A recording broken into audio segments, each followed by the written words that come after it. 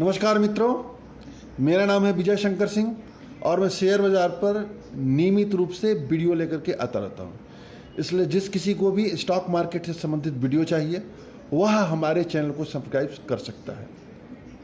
जैसा कि पता है मित्रों, मैं आए दिन शेयरों के बारे में भी लेके आता रहता हूँ, नए नए शेयरों के बारे में। तो आज मैं पुनः एक नया शेयर लेकर आया हूँ और उस शेयर का नाम है वी मार्ट रिटेल सेक्टर का वी मार्ट कंपनी है मित्रों। वी मार्ट कल जो है यानी बुधवार के दिन ये जो 1663 रुपये पे बंद हुआ था, 0.85% बढ़ करके और 14 रुपया 5 पैसा। इसके पीछे कारण क्या है, चर्चा करने के पीछे कारण मित्रों ये है कि इसमें कई ब्रोकर हाउस इस स्टॉक पर बुलिश हो चुके हैं और इन्होंने जैसे मोतीलाल ओसवाल हो गया और भी एक दो HDFC सिक्योरिटी हो गया और भी कई ब्रोकर हाउस हैं जिन्होंने इस कंपनी को 2000 के आसपास तक का लक्ष्य दिया है।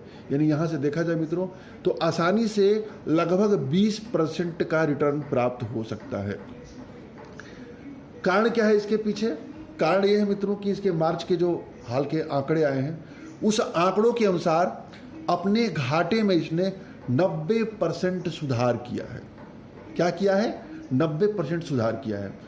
दूसरा, यह तब है जबकि लॉकडाउन के कारण पिछले 2 महीनों से मार्केट बंद चल रहा था, इसके स्टोर बंद चल रहे थे।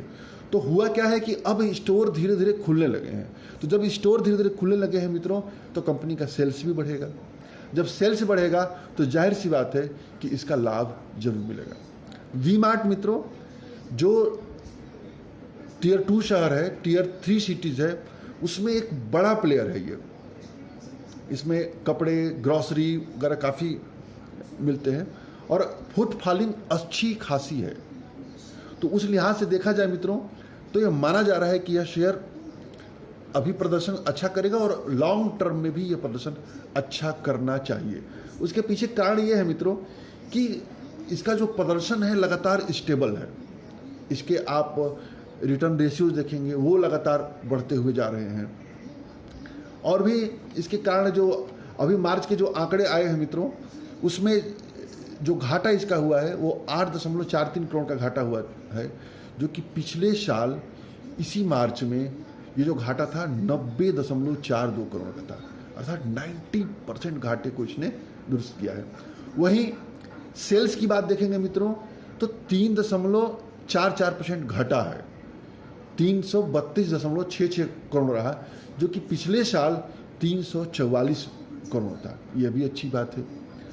इसके अतिरिक्त कंपनी का जो खर्च है, जो भी उसके खर्च होते हैं उसमें स्थिरता रही है और इसका जो टोटल खर्च रहा मार्च तिमाही में 343.89 करोड़ रुपया रहा और पिछले साल यदि देखेंगे तो यह 334.33 करोड़ रहा। तो इस प्रकार वही है। और यदि ओवरऑल यदि आप देखेंगे 2020 में मित्रों तो इसका जो मुनाफा है वो 19%, लगभग 20%, 19.92% घटा है और ये घट करके 49.34 करोड़ रहा, जबकि रेवेन्यू जो है 15.92 यानी 16% बढ़ करके 1662 करोड़ रहा। इस प्रकार रेवेन्यू बढ़ता हुआ है, घाटे भी लगभग घाटे में भी कंट्रोल हो रहा है। प्रॉफिटेबिलिटी भी देखेंगे तो ठीक ठाक है। जो यानी 2019-2020 का, जो 2019 से 2020 का देखेंगे तो प्रॉफिट ठीक है, लेकिन तिमाही आधार पर घाटा कम हुआ है। तो उस आधार पर बहुत अच्छा है और ये माना जा रहा है कि जैसे जैसे अब लॉकडाउन खुलेगा तो इस कंपनी को फ़ायदा होगा। टियर 2, टियर 3 सिटीज़ में है और सबसे बड़ी चीज़ है कि इसके जो स्टोर में प्रोडक्ट मिलते हैं, कपड़े मिलते हैं, थोड़े से अपेक्षाकृत कम कीमत के हैं, तो फुटफॉलिंग ज़्यादा होती है। तो उस लिहाज से इस कंपनी को देखना चाहिए। तो इस कंपनी के बारे में हम जानने की कोशिश करते हैं मित्रों।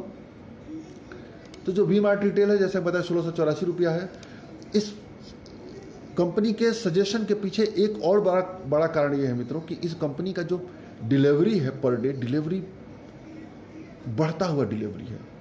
यदि आप इसको देखेंगे पिछले, जैसे मैं देखूं 3 जून को यानी कल जो है 62% डिलीवरी रहा, 2 जून को 67% डिलीवरी रहा, 1 जून को 53%, फिर 62%, 28 मई को 67%, फिर 57%, 47%, 67%, 52%। यानी ये जो डिलीवरी ज़्यादा हो रहा है, 60%, 70% के आसपास चल रहा है, ये बता रहा है कि इसमें गंभीर खरीदार इसमें है, स्पेकुलेटर नहीं इसमें, बल्कि निवेशक लोग इसमें सक्रिय है। डिलीवरी परसेंट का सीधा सा से होता है मित्रों कि 100 शेयर यदि खरीदे गए तो 100 शेयर में से कितने ऐसे शेयर्स हैं जो कि आगे के लिए होल्ड किए गए हैं।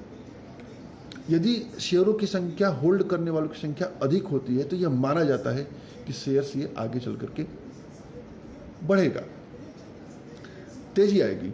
दूसरा, अब इसका हम देखते हैं मित्रों, तो प्रदर्शन यदि आप देखें तो 1 महीने में प्रदर्शन -3% का है, 3 महीने में -24% का निगेटिव रिटर्न है, 6 महीने में -3.5% का रिटर्न है, 1 साल में -30% का रिटर्न है, 2 साल में 27.45% का रिटर्न है और 5 साल में 253% का रिटर्न है। यानी 5 साल पहले जिसने भी 1 लाख रुपये लगाए होंगे, आज उसकी वैल्यू 3,53,000 होती है। तो देखा जाए तो 2 सालों में प्रदर्शन भी अच्छे नहीं कर रहा है, तो इसको प्रदर्शन करना चाहिए। यदि रिटेल सेक्टर के जो दिग्गज कंपनी है, यदि डी मार्ट से देखेंगे तो डी मार्ट लगातार परफॉर्म कर रही है, तो यह भी जाहिर सी बात है कि यह भी प्रदर्शन करेगा। तो जो 2 सालों की कमी है मित्रों, यह शेयर भरपाई कर सकता है। और यदि आप लेवल देखना चाहते हैं मित्रों, तो 52 वीक हाई लो देखा जाए तो इसका जो 52 वीक हाई है वो है 52 वीक हाई 2545 रुपया है। ये कब बना है? ये बना है 24 फरवरी 2020 को बना है, यानी अभी हाल में ही बना था, 3 महीना 4 महीने पहले बना था। और 52 वीक लो देखेंगे मित्रों तो यह बना है 1293 रुपया, जो डेट है 24 मार्च 2020 को। यानी 1 महीने की ड्यूरेशन में ही जो है ये कंपनी 52 वीक हाई से 52 वीक लो भी बना देती है। 24-25 मार्च के आसपास मार्केट में बहुत भयंकर गिरावट आई थी, हम लोग सभी जानते हैं।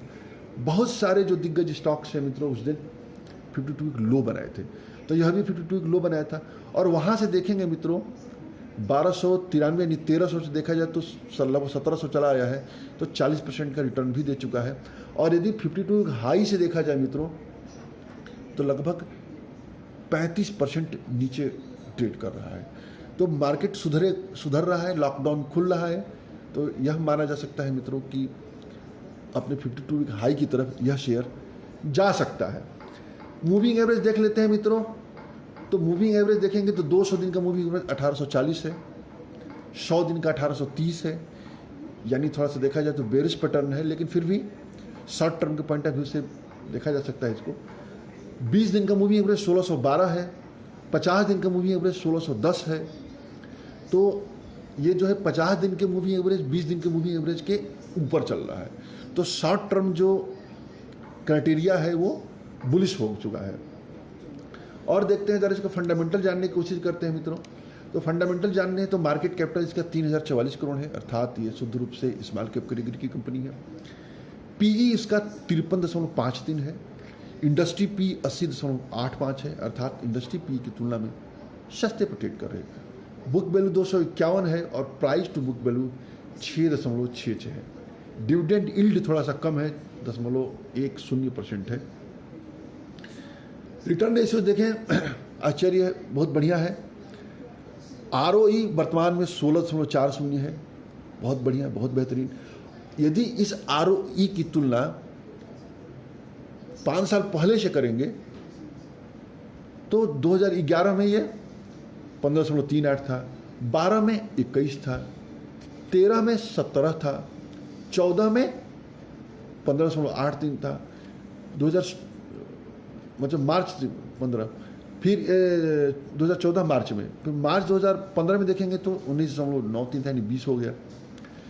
मार्च 16 में लगभग 12.5 हो गया, 17 में 17.57 हो गया, 2018 में 25.27 हो गया और 2019 में जो पिछले साल था वो 16.40 है। तो अब के जो आंकड़े आएंगे मित्रों बहुत बेहतरीन आएंगे। तो ओवरऑल रिटर्न ऑन इक्विटी ठीक ठाक है, 15% के ऊपर है, बहुत बढ़िया है। और रिटर्न ऑन कैपिटल एम्प्लॉयड देखेंगे तो 27% है, जो कि यदि 10 सालों से तुलना करेंगे मित्रों तो 2011 में यह 19.58% था, जो आज की डेट में 27.81% हो चुका है। बहुत बेहतरीन ग्रोथ है। रिटर्न ऑन एसेट देखेंगे मित्रों, यह भी एक बहुत बढ़िया क्राइटेरिया है। तो जो 6.42% था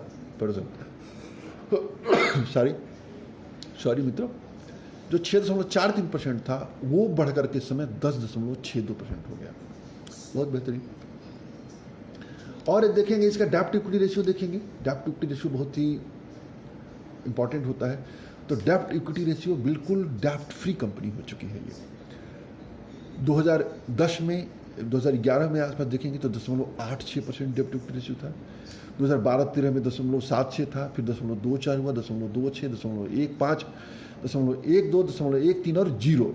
डेब्ट फ्री कंपनी होना बहुत मायने रखता है मित्रों। डेब्ट फ्री कंपनियां बहुत कम मिलती हैं।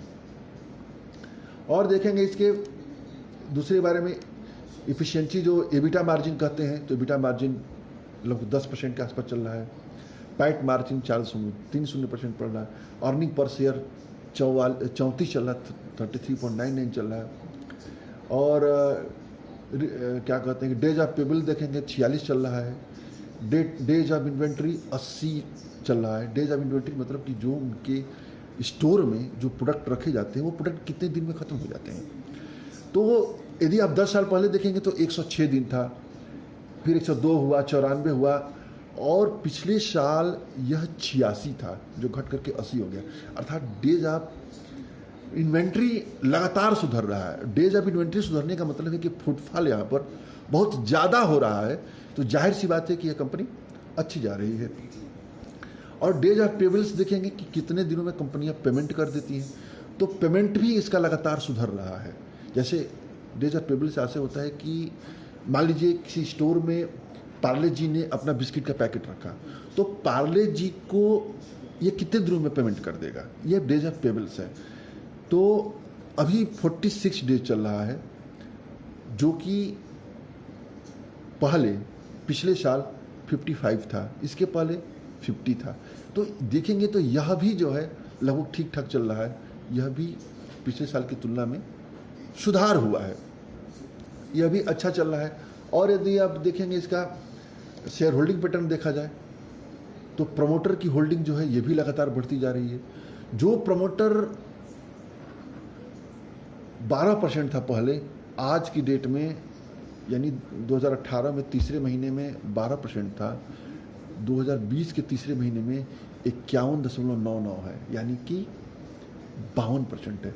प्रमोटर होल्डिंग लगातार बढ़ रही है। किसी कंपनी का प्रमोटर होल्डिंग बढ़ना बहुत मायने रखता है मित्रों। यह माना जाता है कि कंपनी का प्रमोटर एग्रेसिव है और कंपनी अच्छा करेगी। पब्लिक होल्डिंग देखेंगे, एफआईआई देखेंगे तो एफआईआई की वर्तमान में होल्डिंग जो है 23.49% है, बेहतरीन है। डीआईआई 15.11 है, यह भी बहुत बेहतरीन है।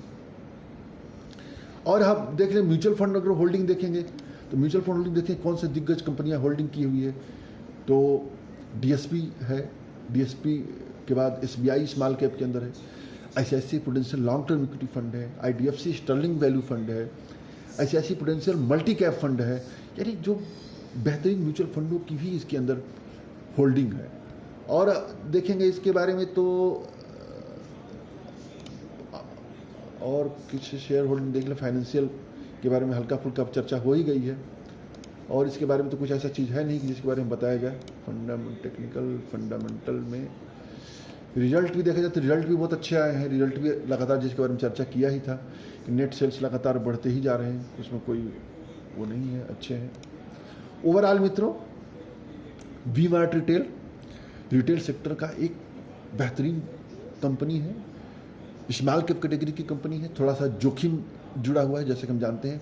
तो स्मॉल कैप कैटेगरी के शेयर में मित्रों, जैसा कि मैं बार बार कहता हूं कि निवेश करने से पहले कम से कम 5 साल 6 साल के ऊपर जब तक नज़रिया न हो निवेश नहीं करना चाहिए। तो लॉन्ग टर्म के लिए इसको होल्ड कर किया जा सकता है। पोर्टफोलियो का छोटा हिस्सा इसमें लगाया जा सकता है, जो बहुत ज़्यादा रिस्क नहीं लेते हैं, और भी है तमाम तरह की चीज़ें। तो उम्मीद है मित्रों वीडियो पसंद आया होगा। कोई क्वेरी हो, कोई प्रश्न हो तो अवश्य कर सकते हैं। और ये मेरी अपनी राय है, कोई ज़रूरी नहीं है कि आप पर भी सूट करे। इसलिए निवेश करने से पहले कृपा करके अपने फाइनेंशियल एक्सपर्ट की सलाह अवश्य लीजिए और हो सके तो खुद का रिसर्च करिए। तो हैप्पी इन्वेस्टिंग। जय हिंद, जय भारत।